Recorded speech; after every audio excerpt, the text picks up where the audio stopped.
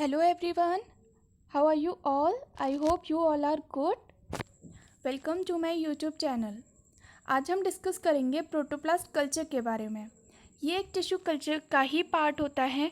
इसमें हम प्रोटोप्लास्ट को लेते हैं और अपनी कल्चर टेक्निक परफॉर्म कराते हैं। तो प्रोटोप्लास्ट कल्चर को पढ़ने से पहले हमें ये पता होना चाहिए कि प्रोटोप्लास्ट हम किसको बोलते हैं। जैसा कि हम सभी जानते हैं कि जो प्लांट सेल होती है उसमें सेल वॉल प्रेजेंट होती है। अगर हम सेल में से सेल वॉल को रिमूव कर दें तो जो पार्ट बचेगा उसको हम प्रोटोप्लास्ट बोलते हैं। अगर हम सेल से सेल वॉल को रिमूव कर दें उसके बाद जो पार्ट बचेगा उसको हम प्रोटोप्लास्ट बोलते हैं एंड उस प्रोटोप्लास्ट को हम अपने एज अ एक्सप्लांट यूज़ करते हैं कल्चर कराने के लिए। तो protoplast are the naked plant cell without the cell wall, means इसमें सेल वॉल नहीं होती, हम उसको रिमूव कर देते हैं। But they possess plasma membrane and all other cellular components. इसमें प्लाज्मा मेम्ब्रेन होती है एंड जो भी सेलुलर कंपोनेंट्स होते हैं लाइक गोल्गी बॉडीज़ और एंडोप्लाज्मिक रेटिकुलम, राइबोसोम, सभी इसमें सेलुलर कंपोनेंट्स प्रेजेंट होते हैं। जैसा कि इस स्ट्रक्चर में देखने को मिल रहा है कि इसमें क्या है कि जो सेल वॉल है वो रिमूव हो गई है और जो आउटर लेयर जो आपको दिख रही है वो प्लाज्मा मेम्ब्रेन है और जो इसके अंदर हैं वो सेलुलर कंपोनेंट्स हैं। तो इसी वाले पार्ट को हम क्या बोलते हैं, प्रोटोप्लास्ट बोलते हैं और इसी को हम अपने कल्चर टेक्निक के लिए एज अ एक्सप्लांट यूज़ करेंगे। मेनली इसमें क्या होता है प्रोटोप्लास्ट कल्चर में, ये 3 स्टेजेस में कंप्लीट होती है। पहला है कि हमें सेल से प्रोटोप्लास्ट को आइसोलेट करना है, तो इसका फर्स्ट स्टेप होता है आइसोलेशन ऑफ प्रोटोप्लास्ट। एंड उसके बाद हम क्या करते हैं कि प्रोटोप्लास्ट का कल्चर कराते हैं और उसके बाद हम रीजनरेट कराते हैं प्लांट को। तो हम इन्हीं स्टेप में अपने प्रोटोप्लास्ट कल्चर को पढ़ेंगे। अब हम डिस्कस करेंगे कि सबसे पहले प्रोटोप्लास्ट कल्चर को किसने परफॉर्म किया था, किसने इंट्रोड्यूस कराया था। तो सबसे पहले जो प्रोटोप्लास्ट टर्म है उसको 1880 में हैंस्टीन ने इंट्रोड्यूस किया था। इस टर्म को, ये जो प्रोटोप्लास्ट टर्म है इसको हैंस्टीन ने इंट्रोड्यूस किया था। लेकिन प्रोटोप्लास्ट को आइसोलेट किया था सबसे पहले क्लेरकर ने 1892 में। उन्होंने मैकेनिकल मेथड से प्रोटोप्लास्ट को आइसोलेट किया था। तो सबसे पहले जो आइसोलेशन ऑफ प्रोटोप्लास्ट है वो क्लेरकर ने 1892 में बाय मैकेनिकल मेथड किया था। But a real beginning in protoplast research was made in 1960 by Cocking, who used an enzymatic method for the removal of cell wall. But Cocking ने 1960 में enzymatic method की help से cell wall को remove किया था और उससे protoplast को आइसोलेट किया था by enzymatic method. And Takebe and his associate in 1971 were successful to achieve the regeneration of whole tobacco plant from protoplast. लेकिन रैकेब और जो उनके एसोसिएट थे उन्होंने 1971 में सबसे पहले सक्सेसफुली जो टोबैको प्लांट थे उनका रीजनरेशन किया था फ्रॉम प्रोटोप्लास्ट।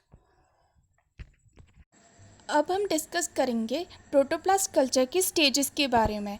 तो इसकी फर्स्ट स्टेज होती है आइसोलेशन ऑफ प्रोटोप्लास्ट। हमें सेल से प्रोटोप्लास्ट को सबसे पहले आइसोलेट करना होता है अपनी कल्चर टेक्निक को परफॉर्म कराने के लिए। तो जो आइसोलेशन है प्रोटोप्लास्ट का वो 2 टेक्निक से होता है। फर्स्ट है मैकेनिकल मेथड एंड सेकंड है इंजाइमेटिक मेथड। मैकेनिकल मेथड जो होता है वो ज़्यादा यूज़ नहीं होता है बिकॉज इसके कुछ लिमिटेशंस हैं। तो इसकी लिमिटेशंस क्या हैं, yield of protoplast and their viability is low, मतलब जो प्रोटोप्लास्ट की ईल्ड है और जो वाइएबिलिटी है वो लो होती है। And it is restricted to certain tissues with vacuolated cells. जब हम प्रोटोप्लास्ट का कल्चर करते हैं तो उसके लिए हमारे पास वैक्यूलेटेड सेल्स होनी चाहिए। तो इसीलिए हम क्या करते हैं, वैक्यूलेटेड सेल्स को ही अपने कल्चर टेक्निक के लिए लेते हैं। लेकिन मैकेनिकल मेथड के थ्रू हमें वैक्यूलेटेड सेल्स नहीं मिल पाती हैं। And the method is laborious and tedious. ये बहुत ज़्यादा लेबोरियस है, बहुत मेहनत लगती है इसमें एंड बहुत ज़्यादा हार्ड है ये और बहुत थकाने वाला है, टेडियस है। इसीलिए इस मेथड को ज़्यादा यूज़ नहीं किया जाता है। तो मैकेनिकल मेथड में हम क्या करते हैं, जैसे हमने एपिडर्मिस सेल ली और उसके बाद हमने सेल को प्लाज्मोलाइज किया, जिससे कि क्या होगा, जो सेल वॉल है वो रिमूव हो जाएगी, तो हमें प्रोटोप्लास्ट मिल जाएगा। तो हमने सेल को प्लाज्मोलाइज किया, उसके बाद क्या करेंगे, सेल का डाइसेक्शन करेंगे, तो जो सेल वॉल है उसको हम रिमूव कर देंगे एंड जो प्रोटोप्लास्ट है वो क्या हो जाएगा, रिलीज़ हो जाएगा, और इस प्रोटोप्लास्ट को हम अपनी कल्चर टेक्निक के लिए यूज़ करेंगे। तो ये हुआ मैकेनिकल मेथड। अब नेक्स्ट है एंजाइमेटिक मेथड। एंजाइमेटिक मेथड में क्या करते हैं, हम एंजाइम्स का यूज़ करते हैं, एंजाइम की हेल्प से हम प्रोटोप्लास्ट को आइसोलेट करते हैं। और एंजाइमेटिक मेथड को यूज़ करने के एडवांटेजेस क्या हैं कि इससे हमें वायबल सेल्स की गुड यील्ड मिलती है, अच्छी क्वांटिटी मिलती है, एंड मिनिमल और no damage to the protoplast. और इससे क्या होता है कि प्रोटोप्लास्ट को बहुत कम या फिर कुछ भी डैमेज नहीं होता है, इसीलिए हम एंजाइमेटिक मेथड को ज़्यादा प्रेफर करते हैं अपनी कल्चर टेक्निक को परफॉर्म कराने के लिए। अब बारी आती है कि हम प्रोटोप्लास्ट किससे लेंगे। हम क्या करते हैं, protoplast can be isolated from a wide variety of tissues and organs. हम कोई भी ऑर्गन ले सकते हैं, जैसे लीव्स हैं, रूट्स हैं, शूट अपाइसिस हैं, फ्रूट्स हैं, एम्ब्रियोज हैं एंड माइक्रोस्पोर्स। हम इनकी सेल से प्रोटोप्लास्ट को आइसोलेट कर सकते हैं, लेकिन सबसे ज़्यादा जो ईजी मेथड होता है वो लीव से प्रोटोप्लास्ट को आइसोलेट करना होता है, इसीलिए हम मोस्ट ऑफ द लीव्स को ही यूज़ करते हैं अपनी प्रोटोप्लास्ट कल्चर के लिए। Among these, the mesophyll tissues of fully expanded leaves of young plants or new shoots are most frequently used. Next है एंजाइम फॉर प्रोटोप्लास्ट आइसोलेशन, कि कौन कौन से एंजाइम हम प्रोटोप्लास्ट आइसोलेशन के लिए यूज़ करते हैं। तो जो प्लांट की सेल वॉल है वो सेल्यूलोज की बनी होती है, तो सेल्यूलोज को डिग्रेड करने वाला जो एंजाइम होगा वो क्या होगा, सेल्यूलेज। और दो सेल के बीच में जो मिडिल लैमेला होती है वो किससे बनी होती है, पैक्टिन से, तो उसको डिग्रेड करने का काम कौन करेगा, पैक्टिनेज एंजाइम। तो इन दो एंजाइम का हम प्रोटोप्लास्ट आइसोलेशन के लिए यूज़ करते हैं। The enzyme that can digest the cell walls are required for the protoplast isolation, that is cellulose and pectinase. Cellulose का डाइजेशन कौन करेगा, सेल्यूलेज, एंड पैक्टिन का डाइजेशन कौन करेगा, पैक्टिनेज। मीन्स जो सेल की सेल वॉल है वो सेल्यूलोज की बनी हुई है, तो उसके लिए हम सेल्यूलेज एंजाइम का यूज़ करेंगे, एंड जो मिडिल लैमेला है उसके लिए हम पैक्टिनेज का यूज़ करेंगे। अब एंजाइम के लिए जो एंजाइम सॉल्यूशन बनाएंगे उसके लिए जो पीएच चाहिए होगा वो 4.5 to 6.0 चाहिए। टेम्परेचर हमको 25 to 30 डिग्री सेल्सियस चाहिए, with a wide variations in incubation period that may range from half an hour to 20 hours. तो जो incubation period रहेगा वो कितना रहेगा, हाफ एन आवर से 20 आवर्स तक। नेक्स्ट आता है कि जो इंजाइमेटिक मेथड हमने यूज़ किया है उसमें भी क्या होता है, जो आइसोलेशन है प्रोटोप्लास्ट का वो उसके दो अप्रोचेज़ है, मतलब दो तरीके से हो सकता है इंजाइमेटिक मेथड भी। एक है 2 स्टेप और सीक्वेंशियल मेथड, एंड सेकेंड है 1 स्टेप और साइमल्टेनियस मेथड।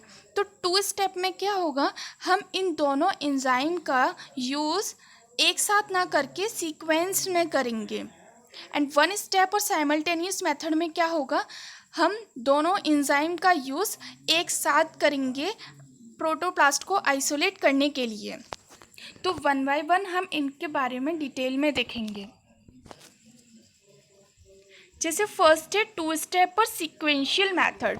तो पहले क्या होता है, टिश्यू को पैक्टिनेज से, दैट इज़ मैसेरोजाइम, पैक्टिनेज से ट्रीट किया जाता है, जिससे कि दो सेल के बीच में जो मिडिल लैमेला है वो क्या हो जाए, डिग्रेड हो जाए।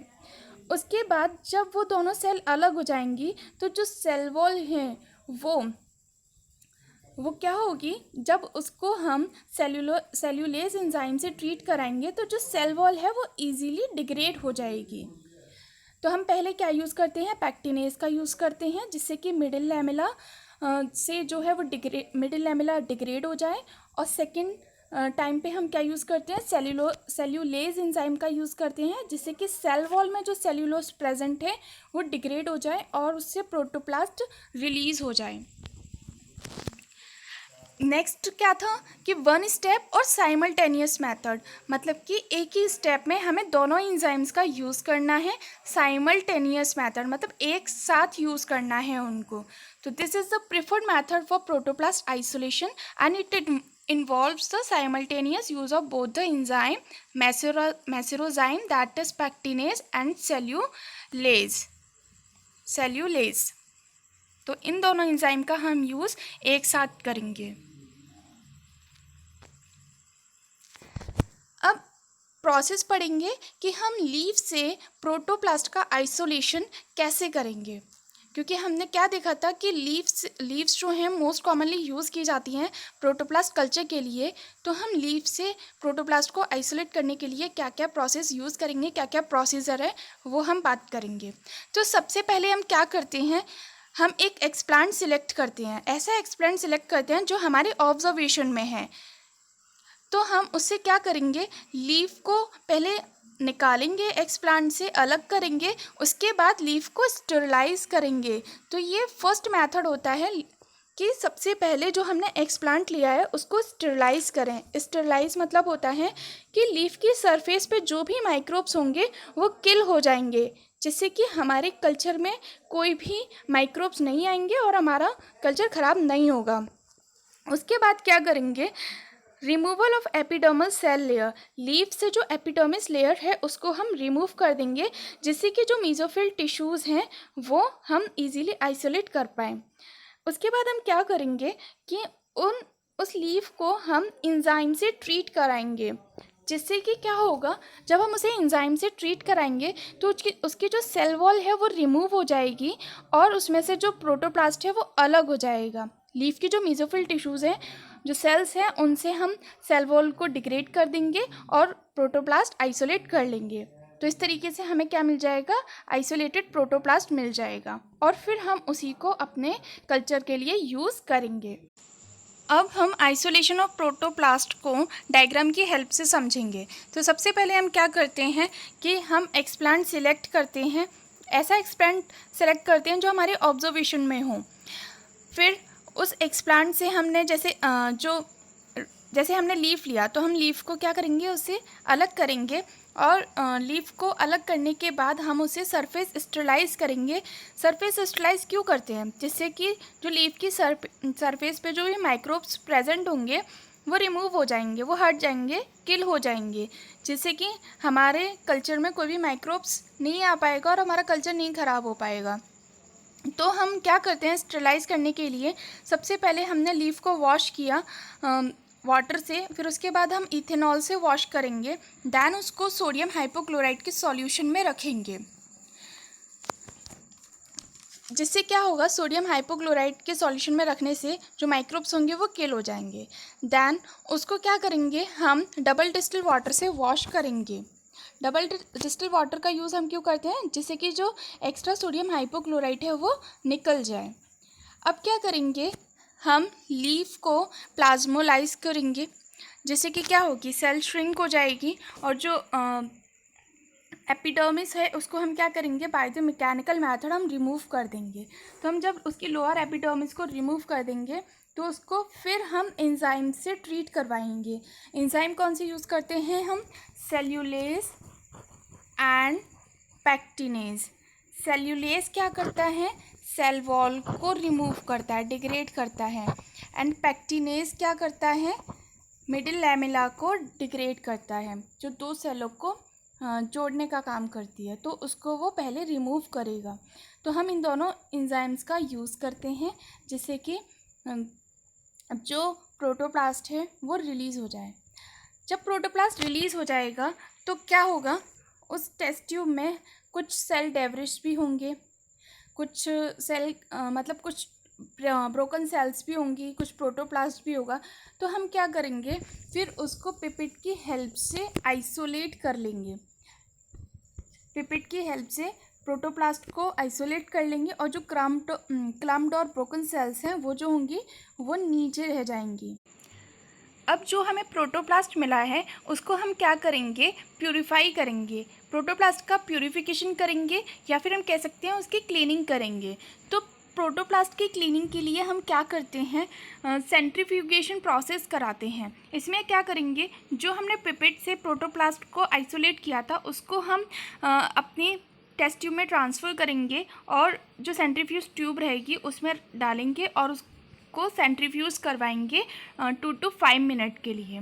इसमें कौन सा सॉल्यूशन होगा, 20% सुक्रोज सॉल्यूशन लेंगे इसमें, जिससे कि क्या होगा, जो सुक्रोज सॉल्यूशन है वो प्रोटोप्लास्ट को फ्लोटिंग करने में हेल्प करता है। तो जब इसकी सेंट्रीफिकेशन प्रोसेस कराई जाएगी तो क्या होगा कि नीचे एक पैलेट बन जाएगा और जो प्रोटोप्लास्ट है जैसे इसमें दिख रहा है कि ये ऊपर ये वाला जो है वो प्रोटोप्लास्ट है, नीचे जो है वो जो भी डायब्रिश हैं, जो ब्रोकन सेल्स हैं वो नीचे रह जाएंगी। उसके बाद हम क्या करेंगे, जो ऊपर प्रोटोप्लास्ट है उसको हम अलग करेंगे, फिर नेक्स्ट सेंट्रीफ्यूज ट्यूब में लेंगे, फिर उसका फिर से हम सेंट्रीफिकेशन करवाएंगे।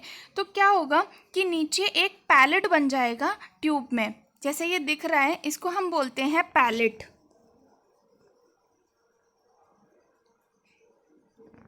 और ये जो एक रिंग बन रही है इसको हम ये जो है वो प्रोटोप्लास्ट है, जो रियल प्रोटोप्लास्ट है वो यही है और इसको हम बोलते हैं सुपरनेटेंट।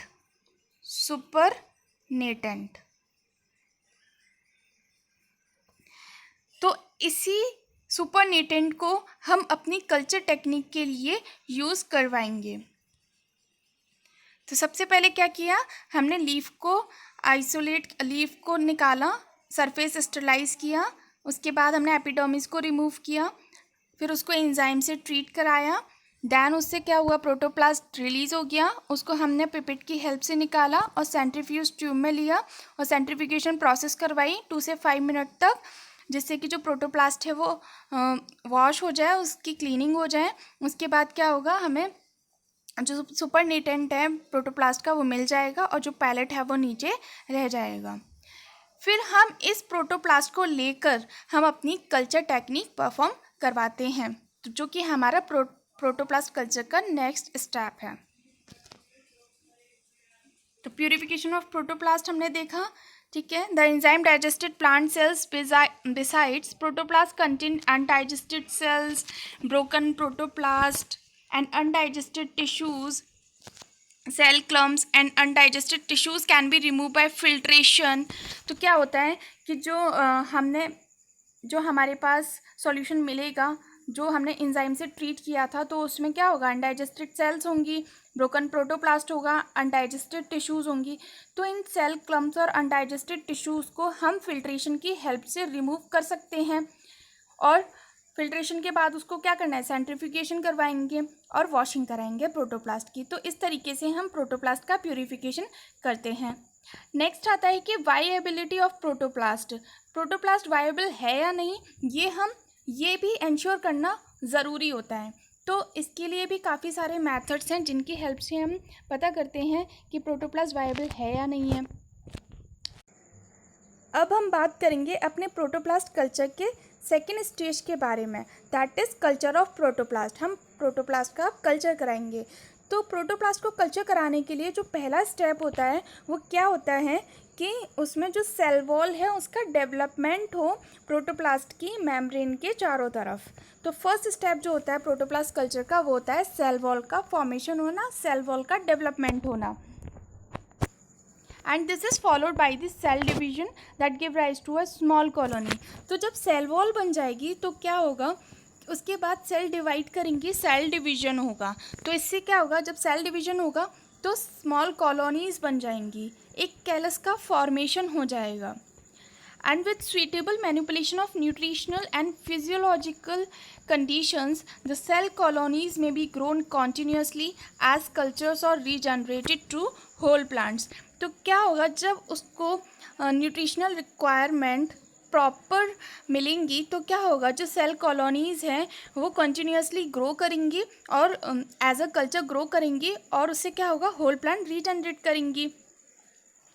अब हम जो अपना कल्चर है वो हम 2 मीडियम में कर सकते हैं, जैसे हम सेमी सॉलिड एगर में भी अपना कल्चर करवा सकते हैं और लिक्विड मीडियम में भी करवा सकते हैं।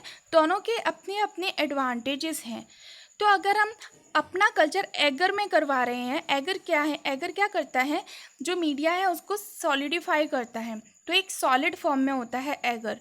तो एगर कल्चर के क्या बेनिफिट हैं, क्या एडवांटेज है कि इसमें क्या होता है, जो प्रोटोप्लास्ट की क्लम्पिंग है वो नहीं होती है। इसमें क्या होता है, ये जो प्रोटोप्लास्ट होते हैं वो एगर में एम्बेडेड हो जाते हैं, जिससे कि सेपरेट रहते हैं, एक दूसरे से चिपकते नहीं हैं। इसीलिए एग्रीकल्चर को करने से ये बेनिफिट है कि इसमें प्रोटोप्लास्ट की क्लम्पिंग नहीं हो पाती है।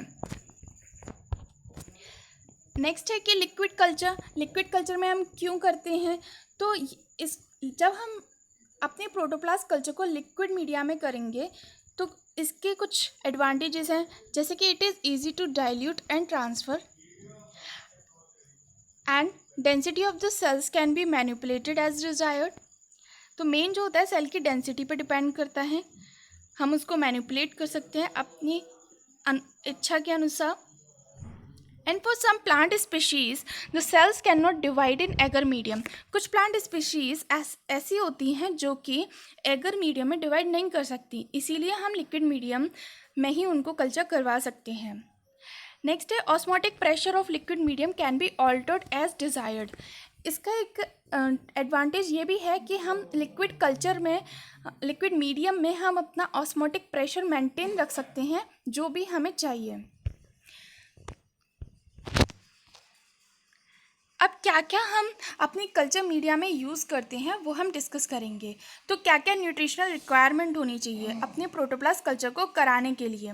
तो वैसे क्या होता है, जैसा हमने कैलस एंड सस्पेंशन कल्चर में पढ़ा था, नॉर्मली वही न्यूट्रिशनल रिक्वायरमेंट चाहिए, बट इसमें MS एंड B5 मीडिया जो है वो उसमें कुछ मॉडिफिकेशन कर दिए जाते हैं। तो क्या क्या स्पेशल फीचर्स हैं प्रोटोप्लास्ट कल्चर मीडिया के, वो ये हैं कि medium should be devoid of ammonium and the quantities of iron and zinc should be less, and the second, the concentration of calcium should be 2 to 4 times higher than used for cell culture and this is needed for membrane stability। तो जो calcium का concentration है वो 2 to 4 times higher होना चाहिए जो कि हम अपने सेल कल्चर के लिए यूज़ कर रहे हैं, और जो कॉन्सेंट्रेशन है कैल्शियम का वो क्या करता है, मेम्ब्रेन की स्टेबिलिटी को बनाने के लिए ज़रूरी है। नेक्स्ट है हाई ऑक्सीजन और kinetin ratio is suitable to induce cell division while high kinetin oxygen ratio is required for regeneration. तो इसमें जो हम रेशियो लेते हैं वो हाई ऑक्सीजन और काइनेटिन का रेशियो लेते हैं जो कि सेल डिवीजन को इंड्यूस करता है, एंड हाई काइनेटिन और ऑक्सीजन रेशियो अगर हमने लिया है तो वो रीजनरेशन के लिए रिक्वायर होता है। तो ये मोस्ट इम्पॉर्टेंट पॉइंट है जो कि MCQs में पूछा जा सकता है। और glucose is the preferred carbon source by protoplast, although a combination of sugars glucose and sucrose can be used. तो एज अ कार्बन सोर्स हम ग्लूकोज का यूज़ करते हैं या फिर हम शुगर्स का कॉम्बिनेशन भी ले सकते हैं जैसे ग्लूकोज एंड सुक्रोज।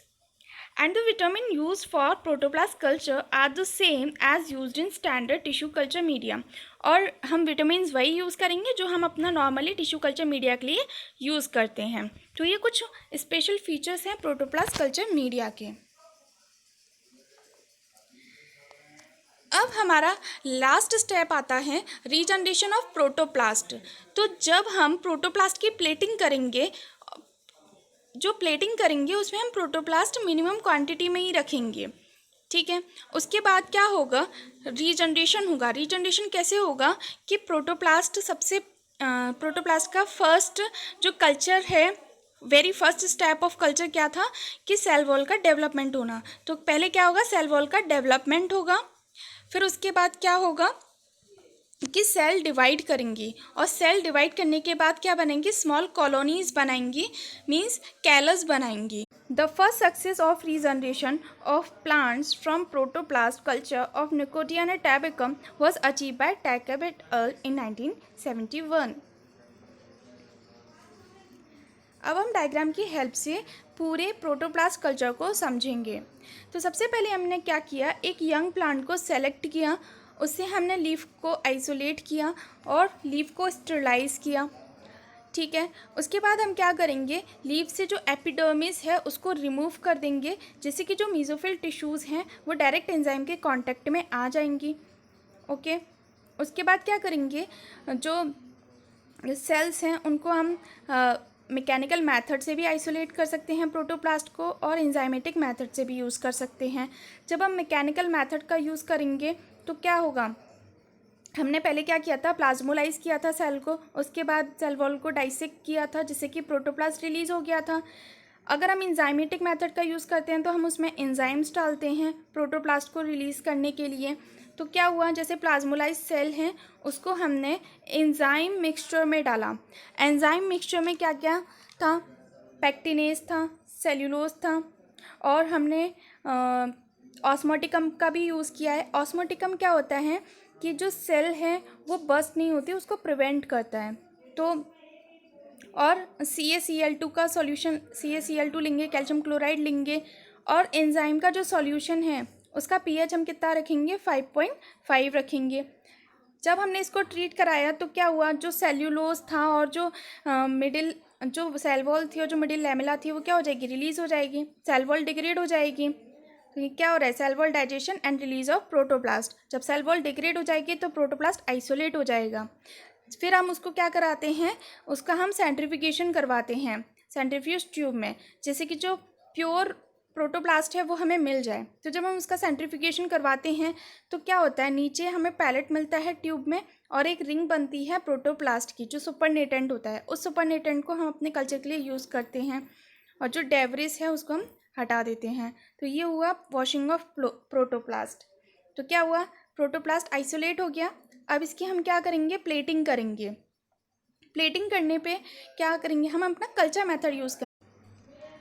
अगर हम देखें तो लीफ स्टेरलाइज से लेकर के जो यहाँ तक की प्रोसेस है वो कौन सी प्रोसेस है, isolation of protoplast, isolation of protoplast. और यहाँ से जो प्रोसेस देखेंगे वो हमारा किसका है, कल्चर मेथड। ठीक है। और ये वाला जो है वो क्या है, ये रीजनरेशन है। ओके। तो अब क्या करेंगे, जो आइसोलेटेड प्रोटोप्लास्ट है उसकी हम प्लेटिंग करेंगे। और प्लेटिंग करने पे क्या होगा कि जो प्रोटोप्लास्ट है उसके चारों तरफ सेल वॉल का डेवलपमेंट होना स्टार्ट हो जाएगा। ठीक है। फिर सेल वॉल क्या करेंगी, सेल डिवीजन करेंगी। जब सेल डिवीजन होगा तो 1 से 2 सेल, 2 से 4 बनेंगी। तो इससे क्या होगा, सेल का क्लम्प बन जाएगा। ठीक है। उसके बाद क्या होगा, कैलस टिश्यूज़ बन जाएंगे, और वो जो कैलस है वो क्या करेगा, डिफ्रेंशिएट करेगा। ठीक है। या तो वो ऑर्गेनोजेनेसिस करेगा या एम्ब्रियोजेनेसिस करेगा, डायरेक्ट ऑर्गन का फॉर्मेशन करेगा, या फिर एम्ब्रियो का फॉर्मेशन करके होल प्लांट का रीजनरेशन करेगा। तो जब कैलस टिश्यूज़ बनेंगे, तो जब कैलस का डिफ्रेंशिएशन होगा तो क्या होगा, फिर प्लांटलेट का क्या होगा, रीजनरेशन हो जाएगा। फिर हम उसको क्या करेंगे, हार्डनिंग करेंगे, और हार्डनिंग करने के बाद हम उसको अपनी ग्रीन फील्ड्स में या ग्रीन हाउस फील्ड्स में हम उसको लगा सकते हैं। तो ये पूरी प्रोसेस थी प्रोटोप्लास्ट कल्चर की। अब हम प्रोटोप्लास्ट कल्चर क्यों करते हैं, तो क्या रीज़न है कि हम प्रोटोप्लास्ट कल्चर करते हैं। तो protoplast culture can be regenerate into a whole plant. Protoplast से हम एक होल प्लांट रीजनरेट कर सकते हैं। और सेकंड है कि hybrid can be develop from protoplast fusion. जब हम दो प्रोटोप्लास्ट का फ्यूज़न करवाते हैं, कोई अलग अलग स्पीशीज़ हैं प्लांट की, तो हम उनके प्रोटोप्लास्ट को लेकर के प्रोटोप्लास्ट को आइसोलेट कर सकते हैं। उनका प्रोटोप्लास्ट लेकर के हम उनका फ्यूज़न करवा सकते हैं, जिसको हम क्या बोलते हैं, सोमैटिक हाइब्रिडाइजेशन। तो इससे क्या होगा, हाइब्रिड प्लांट्स हमें मिल जाएंगे। And it is easy to perform single cell cloning with protoplast. इससे हम सिंगल सेल क्लोनिंग परफॉर्म कर सकते हैं ईजीली। नेक्स्ट है, genetic transformation can be achieve through genetic engineering of protoplast DNA। Protoplast are excellent material for ultrastructural studies. Ultrastructural studies हम discuss कर सकते हैं, पढ़ सकते हैं। And the isolation of cell organelles and chromosome is easy from protoplast. Protoplast से cell organelles को और क्रोमोसोम को आइसोलेट करना ईजी होता है। And protoplast are useful for membrane studies. अगर हमें मेम्ब्रेन की स्टडीज़ करनी है, ट्रांसपोर्ट और अपटेक प्रोसेस की, तो हम प्रोटोप्लास्ट का यूज़ कर सकते हैं। Isolation of mutants from protoplast culture is easy. जो प्रोटोप्लास्ट है उसे हम म्यूटेंट्स को आइसोलेट कर सकते हैं, वो इजी प्रोसेस होता है, इसीलिए हम प्रोटोप्लास्ट कल्चर को यूज़ कर सकते हैं और ये इसकी एप्लीकेशंस हैं। तो आज हमने बात की प्रोटोप्लास्ट कल्चर के बारे में। Thank you guys. If any way this channel is helping you, please like, share and subscribe to my channel. Thank you.